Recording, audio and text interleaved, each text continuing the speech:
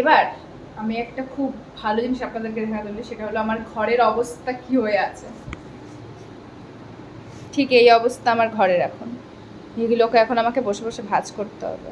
আজকে ঘর গোছাতে গোছাতে তোমাদের একটা গল্প শোনাই চলো। আগাগোড়াই আমাদের আর্থিক অবস্থা অত ভালো ছিল না। ছোটবেলা থেকেই দেখে এসেছি বাবা কত কষ্ট করে আমাদের দুই বোনকে মানুষ করেছে। 2019 সাল হয়তো তখন হয়তো আমি ক্লাস 10-এ পড়ি। তখন আমি অল্প অল্প বুঝতে শিখেছি যে ঘরের বাইরে বেরোলে পড়তে গেলে ভালো ভালো জামা পরে যেতে হয়, না হলে বন্ধু বান্ধবরা অত পাত্তা দেয় না। সেই সময় আমি দেখতাম আমার বন্ধু বান্ধবরা কত ভালো ভালো জামা পরে আসে, এক একদিন এক একটা রকম জামা পরে আসে, কিন্তু আমি সেই একই জামা 2-3 দিন ধরে পরে যাই। কিন্তু তখন আমার চোখে এটা পড়েনি যে আমার বাবা একই জামা গত 2 বছর ধরে পরে যাচ্ছে। তখন কি আর এসব মাথায় থাকতো? তখন তো মাথায় একটাই ভাবনা, ভালো জামা পরবো, ভালো সাইকেল করে পড়তে যাব, বান্ধবীদের সাথে খেতে যাব। তখন না ভেবে নিয়েছিলাম এগুলো হয়তো আমাদের মতো গরিব মানুষের জন্য না। ঠিক যখন এইগুলো ভাবতে ভাবতে দিন যাচ্ছিল, তখন আমার জীবনে এলো আমার কিছু বান্ধবীরা। সবার প্রথম বন্ধুত্বটা হয়েছিল আমাদের গ্রুপের ঋতিকার সাথে। সত্যি বলতে ও আমাকে কম হেল্প করেনি, আমার জীবনে অনেক হেল্প করেছে। জীবনে কি করে বাঁচতে হয়,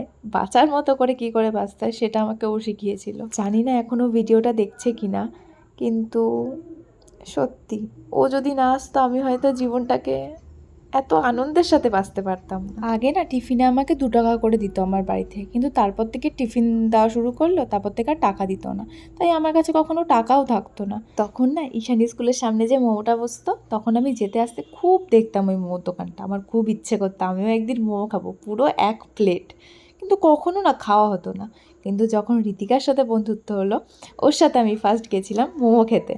তাও আবার 1 প্লেটই খেয়েছিলাম পুরো, সেটাও ওই খাইয়েছিল, কারণ আমার কাছে সত্যি টাকা থাকতো না তখন। 20 টাকা, এত টাকা তো থাকতোই না আমার কাছে কখনো। আর সব থেকে ভালো মোমেন্ট কোন সময়গুলো ছিল, যখন কোথাও ঘুরতে যাওয়ার কথা উঠতো, আমি বলতাম যে না না আমি যাবো না, আমার কাছে টাকা পয়সা নেই। তখন ও বলতো না তুই চ, তোর টাকা আমি দিয়ে দেবো।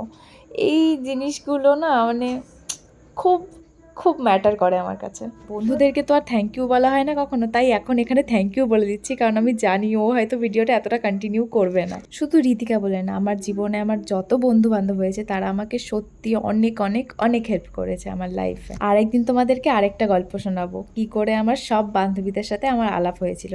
সেগুলো তো এক একটা এক এক রকমের কাণ্ড। সেই গল্প না হয় অন্যদিন নিয়ে বসবো, কারণ সেগুলো যদি এখন শুরু করি ও শেষ হবে না এখন আর। আজকের মতো তাহলে টাটা, দেখা হচ্ছে পরের ভিডিওতে।